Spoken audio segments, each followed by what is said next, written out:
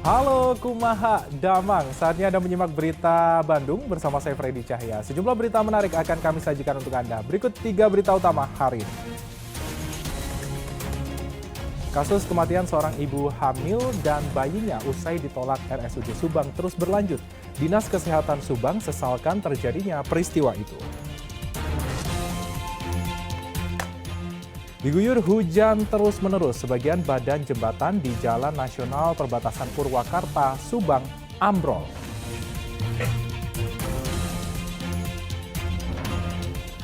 Tawuran pelajar di Jalan Raya Simpenan, Kabupaten Sukabumi viral di media sosial. Polisi dan sekolah panggil orang tua para pelaku tawuran.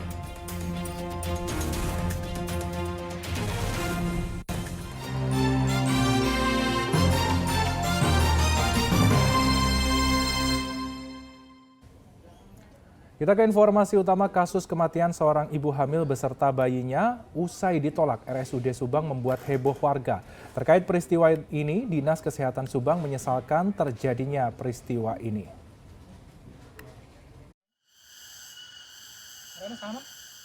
Kematian Kurnaisi menyisakan duka mendalam bagi keluarganya. Terlebih kematiannya diduga akibat ditolak RSUD Subang saat akan melahirkan. Kurnaisi dan bayinya akhirnya meninggal dunia saat dalam perjalanan mencari rumah sakit lain ke Bandung. Menurut suami korban, Juju Junaidi, istri dan bayinya awalnya sehat.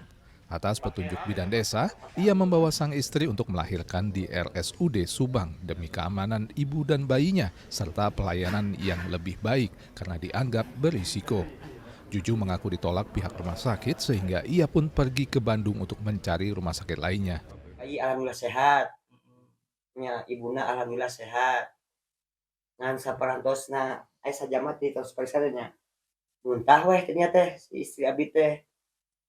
Nya teras ngedrop kitu basana, teras kejangan kumaha nya. Terus kejang atau terus guapan ku abdi teh apa Sanak we nya ka puskesmas.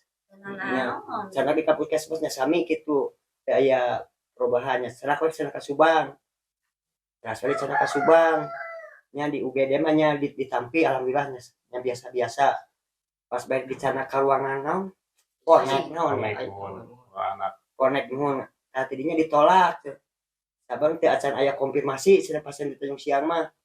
Tah kitu we kronologisna mah. Dan tadi kumaha pisan, Pak? Henteu. Kondisi istri berarti tos Nya tos kitu we tos. Terus dikhawatirkeun we kitu pasien. kayak tindakan. Aya nyetes we dicadak urang ka Bandung we saur ibu bidan teh. Terkait peristiwa ini, pihak RSUD Subang belum memberikan keterangan. Sementara itu, Dinas Kesehatan Subang menyesalkan peristiwa ini. Pihaknya akan melakukan perbaikan agar ke depan petugas kesehatan bisa lebih profesional dalam menjalankan tugas. Penyesalan ya, menyampaikan rasa duka cita dan bela sungkawa yang dalam terhadap keluarga almarhumah ya. Saya tahu ini peristiwa yang sangat pahit bagi keluarga dan mungkin berat juga bagi kami sebenarnya orang kesehatan. Pada intinya tidak ada niat sama sekali orang kesehatan untuk menelantarkan atau juga mungkin menolak, tapi mungkin situasinya saat itu serba darurat, ruangannya ICU-nya penuh sehingga ada sikap-sikap yang mungkin miskomunikasi, tidak dipahami secara utuh sehingga keluarga tersinggung. Kasus dugaan penolakan pasien ibu hamil oleh rumah sakit di Subang terjadi pada tanggal 16 Februari 2023 lalu. Kasus tersebut baru mencuat belakangan ini setelah pihak keluarga merasa tidak puas dengan tindakan yang dilakukan oleh rumah sakit. Zainal Arifin melaporkan dari Kabupaten Subang. Sementara itu, pihak RSUD Subang membantah telah menolak pasien ibu hamil yang berujung dengan kematian. Pihak rumah sakit sempat menyarankan agar mencari rumah sakit lain supaya pasien bisa ditangani karena ruang perawatan intensif atau ICU sudah penuh. Setelah ramai jadi perbincangan, Pemkab Subang yang dipimpin Sekda Subang memberikan klarifikasi terkait kasus ibu hamil yang ditolak oleh RSUD hingga menjemput maut. Sekda menghadirkan pihak RSUD Subang, perawat yang memeriksa pasien, serta dinas kesehatan dan beberapa pihak terkait. Dalam kesempatan itu, Dirut RSUD Subang menyampaikan kronologis kejadian saat pertama kali korban datang ke RSUD. Saat diperiksa di UGD, pasien dalam kondisi mulai pulih setelah sebelumnya dikabarkan tidak sehat karena mengalami pendarahan. Tindakan lain tidak bisa dilakukan karena keterbatasan ruang ICU. Karena itu, keluarga pasien diminta mencari rumah sakit lain agar bisa tertangani dengan lebih baik. Pihak RSUD juga mengklaim telah mengabarkan sebelumnya jika kondisi ruang ICU telah penuh.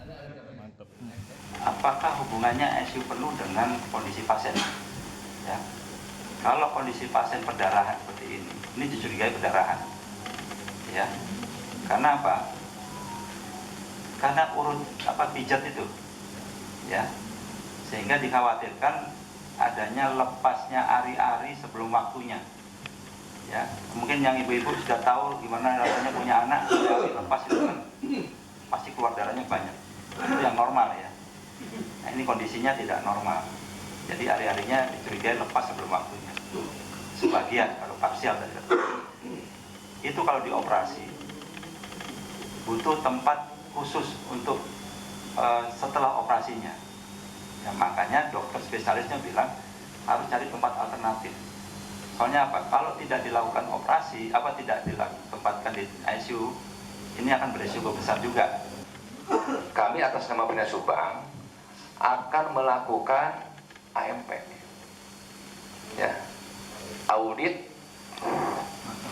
maternal itu fasilitas atau forum yang ada.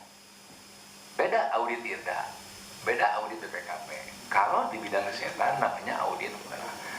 Dari audit itulah ya akan muncul A, B, C, D. Jadi kami tidak bisa memutuskan tanpa ada tahapan-tahapan yang sudah lalui. Itu gambar secara umum. Jadi di sini kita tidak bisa menyampaikan sanksi apa. Ya. Yang jelas, pertama, bagian dari alat kontrol kami.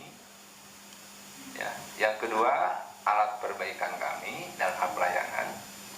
Terkait kejadian ini, Pemkab Subang akan melakukan audit kepada RSUD sebelum memberikan sanksi atau kebijakan lainnya.